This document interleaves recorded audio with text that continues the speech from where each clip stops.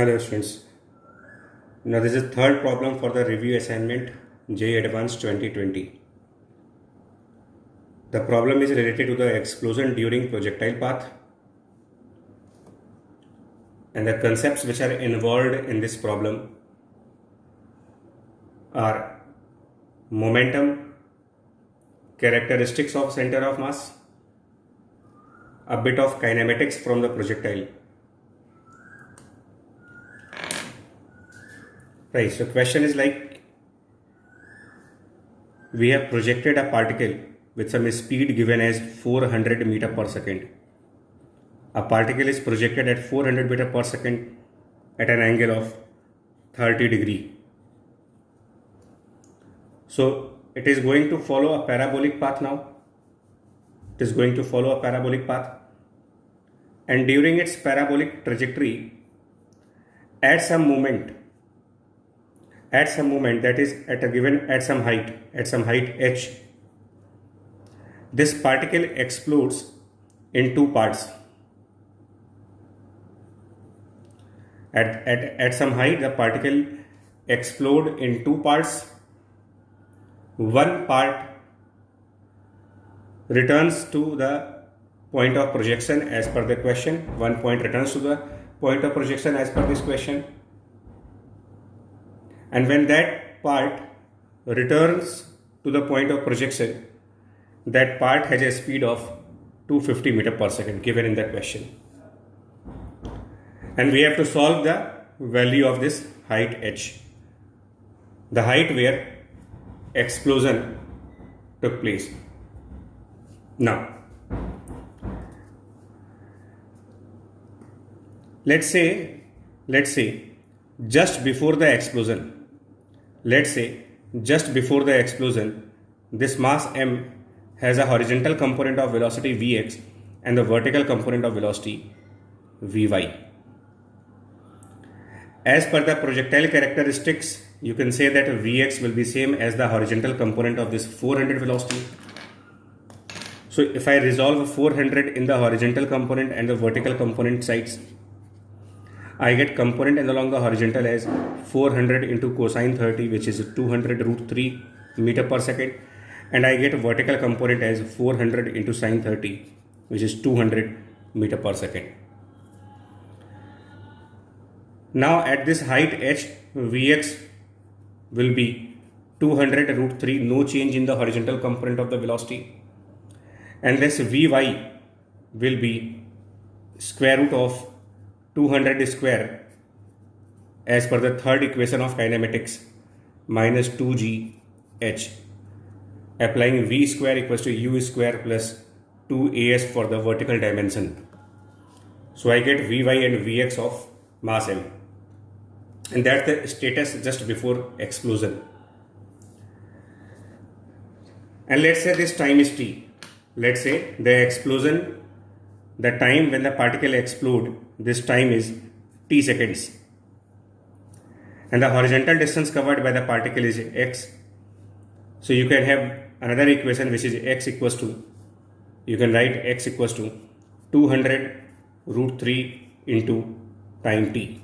If this is time t, you can write x equals to 200 root 3 also, 200 root 3 into t. And you can write equation for this h also, that h should be equals to 200 t minus half g, which I take 10 into t square. So these are the fundamental equations from the projectile. Equations of kinematics along the x dimension, equation of kinematics along the y dimensions. Now the argument part. If there was no explosion,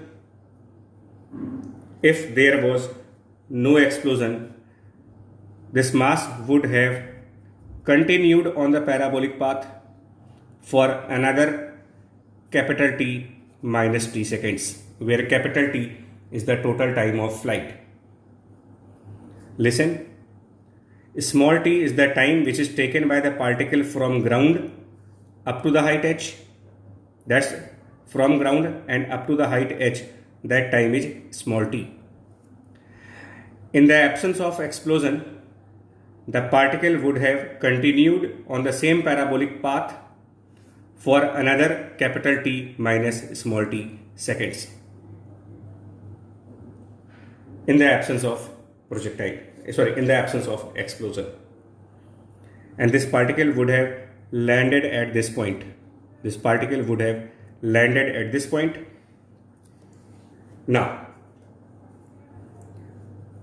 since the particle could not continue the complete parabolic path and explosion was at some height small h, after that the particle was now divided. This particle was divided in two pieces. As per the question, I will draw another diagram for better understanding now. Height h where the explosion took place, and let's say after the explosion the particle is divided into two pieces. The question says that one piece of object comes back at this point and another piece will land at some other point. If I denote this point as x equals to 0 and this point equals to x equals to capital R, which is the range of projectile, then after explosion, out of two pieces, one piece returns to the point which is x equal to 0,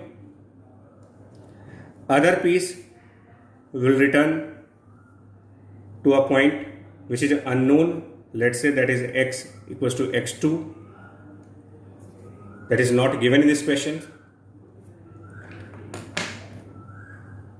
But if the particle did not explode, in the absence of explosion, the combined particle would have landed at a point which is called x equals to r. X equals to r. The combined particle would have landed at a point which is called x equals to r. We all know, I will draw the trajectory followed by composite mass m, and then I will represent the same trajectory by dotted line. So if there was no explosion, the complete mass m would have followed this parabolic path and would have landed at x equals to capital R. But because of explosion, the trajectory after this point changed. One piece follows some other trajectory and the other piece followed some other trajectory. But both the pieces landed at the same time. And when both pieces landed at the same time, the center of mass of both pieces will also land at the same time. The center of mass of the left piece plus center of mass of the right piece, because both of the pieces are landing on the ground exactly at the same time. So you can also say that center of mass of these two pieces will also land at the same time. And if we recall the trajectory of center of mass, motion of center of mass is not affected by the explosion. And the reason is journey of center of mass is decided by external forces. Explosion take place because of the internal chemical reactions. So explosion will not change the trajectory of center of mass. So at any moment, particle 1 and particle 2 will be on the different trajectories, but the center of mass of particle 1 and particle 2 will be still on the same parabolic path which would have been followed by particle in the absence of explosion.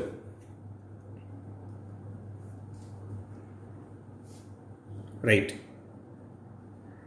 If capital T is the total time of flight Small t is the time when particle exploded.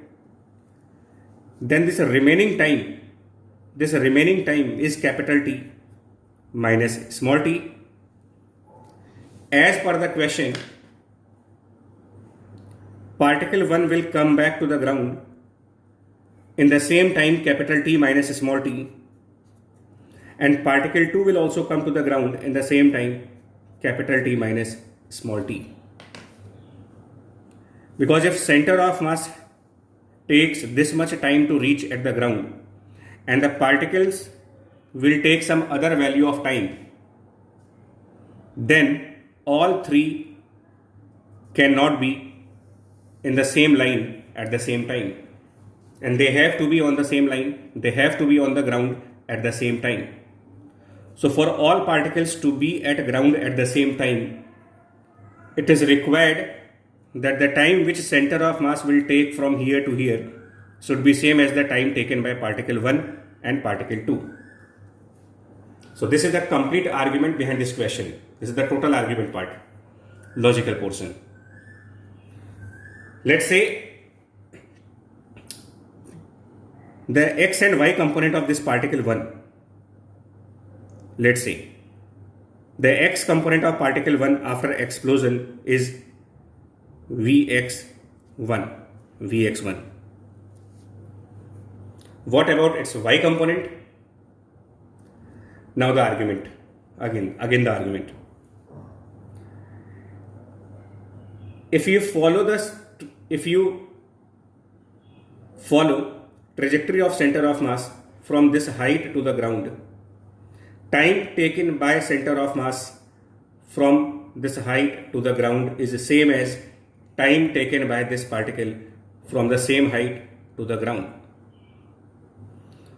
So if starting from the same point, started from the same height, center of mass and the particle 1 both are taking the same time to reach at the ground, they must have same vertical velocity in the beginning. If they do not have same vertical velocity at the beginning, then it is not possible that they will come to the ground in the same time. And by this argument, the vertical velocity of particle 1 should be similar to the vertical velocity of this center of mass, and the vertical velocity of center of mass at this moment is Vy, that is square root of 200 square minus 2gh. Not an easy argument. Now, particle 1 will come back to the ground. It is given that it comes back to the ground with a speed of 250 meter per second. So if particle 1 returns to the ground with a speed of 250 meter per second, you will follow conservation of energy for the particle 1. So half mass of particle 1, it comes with a 250 meter per second square at the ground. This energy should be equal to the energy of particle 1 just after explosion. Energy of particle 1 just after explosion will be written as half m1 vx square plus this vy square, vx1, sorry, it's vx1 and then vy square. Notice that this vy is same as this vy plus its potential energy, which will be m1gh. You bring down this Vy, which is square root of 200 square minus 2gh. You bring down this Vy here, and then you will get the value of Vx dash. And then you will get the value of Vx dash. And you will get the value of Vx dash equals to 150 meter per second. So this is the horizontal component of the velocity of that particle, that piece, which is coming back to the point of a projection. And that piece, that particle will come back to the point of projection with this much horizontal velocity in a time of capital T minus small t. And that particle has to travel, if the particle is following this trajectory, from here to here, it has to travel a horizontal distance. It has to travel this much horizontal distance, which is small x, and that is 200 root 3 into t. So the smaller particle is returning back by traveling horizontal distance equals to this small x equals to 200 root 3 times t. So this much horizontal distance has to be traveled by this smaller particle having 150 meter per second as the horizontal component of the velocity. So divided by this 150 should give me time of travel, and time of travel for this smaller particle is capital T minus small t, where capital T is the total time of flight. So capital T, which is the total time of flight, will be 2 into its velocity 400 into sine 30 2u sine theta over g, and minus small t. So I will solve the value of t from here, and the value of t from this equation will come as 40 root 3 over 4 plus root 3. That's the value of small t. And then you will substitute this value of t in the equation of h. You substitute the value of t from here. This value of t will be substituted in this equation. And when you substitute the value of t here, you will come to know what is the value of h. And then the value of h comes nearly 1675 meter. So that was the question 3 from the review assignment related to JEE Advanced 2020. Right? Very easy, very conceptual question, not easy question. It's a very conceptual question. Characteristics of motion of center of mass, explosion in the projectile, equations of kinematics, conservation of energy. You can see that a lot of concepts are used in this particular question. So not an easy problem for beginners. Practice it again and again. Try to solve it again. Try to learn the concepts, and then only you will be benefited for JEE Advanced 2020. Take care. Stay at home. Bye bye.